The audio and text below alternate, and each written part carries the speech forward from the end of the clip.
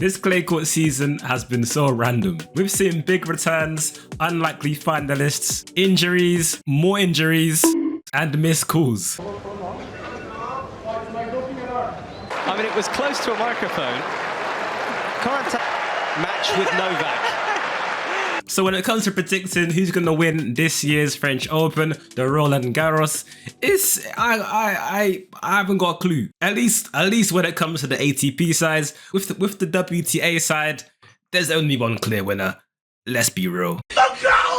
So let's talk about the two big names, the two big fan favorites who are entering this year's French Open. That's Novak and Rafa Nadal. When it comes to Novak, he would normally be the clear favorite in any Grand Slam. But this year, I don't know, he's not been playing like his regular self. Like ever since losing to Sinner in the Australian Open and sustaining a fatal head injury, I feel the guy's lost all of his aura, I'll be real. Last year, he was on that full fuck them kids energy and I was loving it. But this year, it seems like his age is finally catching up to him. What do you guys think in the comment section? Also, his clay campaign this year has been pretty mid by his standards, with not reaching one final and recently losing in the Geneva Open literally today or yesterday. So his preparation for this tournament is not going to plan. However, as we all know, he is the 5-set master. He typically performs better in the longer Grand Slam matches. So with that respect,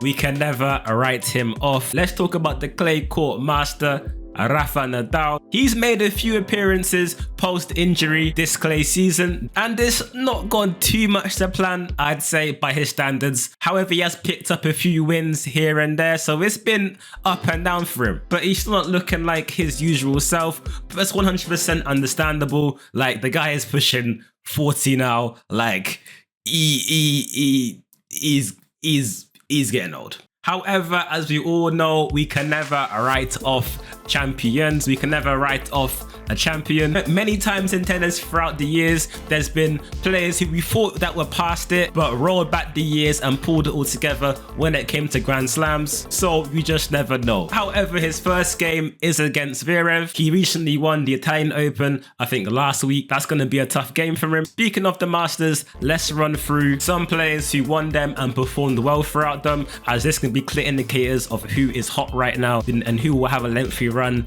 in this year's Roland Garros. Let's talk about the boy Stefanos. Earlier in the clay season, he won the Monte Carlos Open for the second or third time, I believe so. And he's also made the final of the French Open and being 2 sets up at some points in the final. So it's clear he's got a love for the clay courts, love for the French Open. So I believe he could do some real damage this year. We also have Alexander Zverev coming into Roland Garros hot off his win in Rome. Although his run to the final wasn't the hardest, I must have to say. However, winning a clay court Masters right before the Grand Slam is probably the biggest confidence boost you could ever have.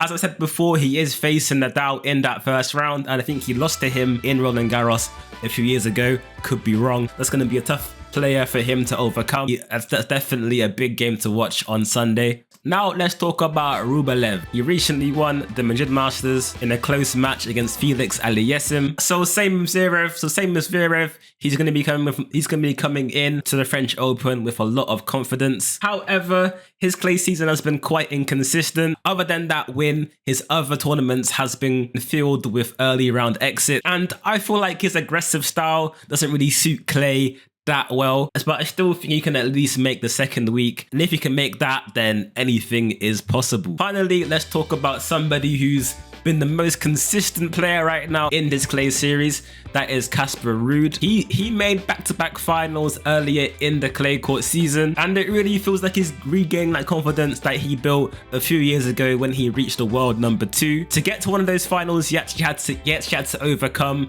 Djokovic, which is a massive achievement for any player. I feel like Ruud may be one of the main favourites coming into this tournament. I'm expecting at least a semi-final, but let's see what happens. At the start of the video, I spoke about a few injuries amongst some big players during this clay season. That is Alcaraz and Sinner. These two players had some fiery starts to the year, and I feel they could do some damage in the French Open. So Alcaraz, He's been missing with a forearm injury ever since the Madrid Open. However, he is still a big favourite. For the past 2 years, he's performed really well on clay, winning a bunch of Masters and reaching the semi-final last year.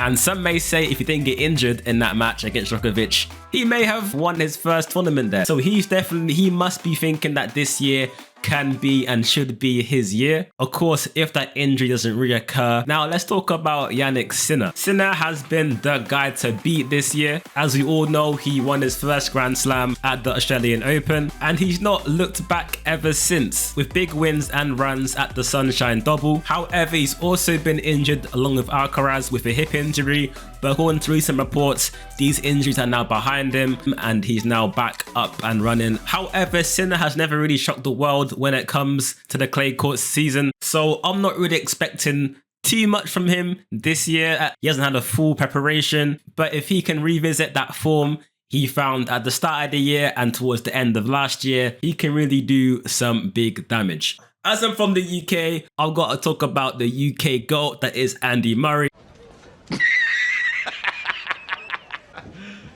You serious? Let's talk about a few outsiders that still could have a chance to win or have lengthy runs this Roland Garros. So firstly, we have Taylor Fritz. I know he's not a clear favourite, but he's been performing really well this clay season. He's had lengthy runs in almost all of the Masters, and he's got to be thinking if he can win consistently in these tournaments, why can't he do it at Roland Garros? You know what I mean? So he's definitely somebody to keep an eye on for the next few weeks. We also have Ben Shelton, who won at the Houston Open, I believe, at the start of the clay series.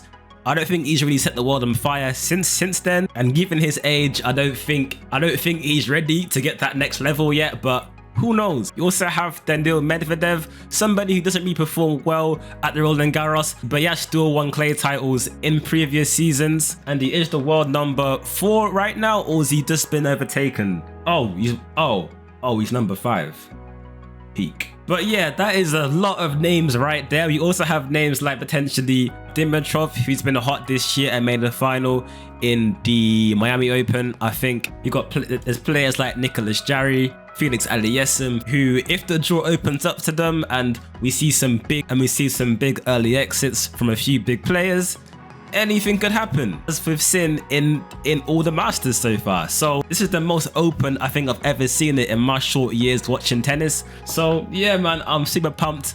Who's gonna win this year? Who's gonna break out? Who's gonna have a breakout tournament and perform? On this channel, if you're new here, I normally focus on tennis gaming. I'm definitely gonna branch out to real life tennis news following the French Open this year. So if you're new here, don't forget to subscribe. Put your thoughts and ideas of who you feel like may make deep runs this year and potentially win the whole thing. Hope you enjoyed it. Keep it real, keep it positive, and we'll chat to you in the next one.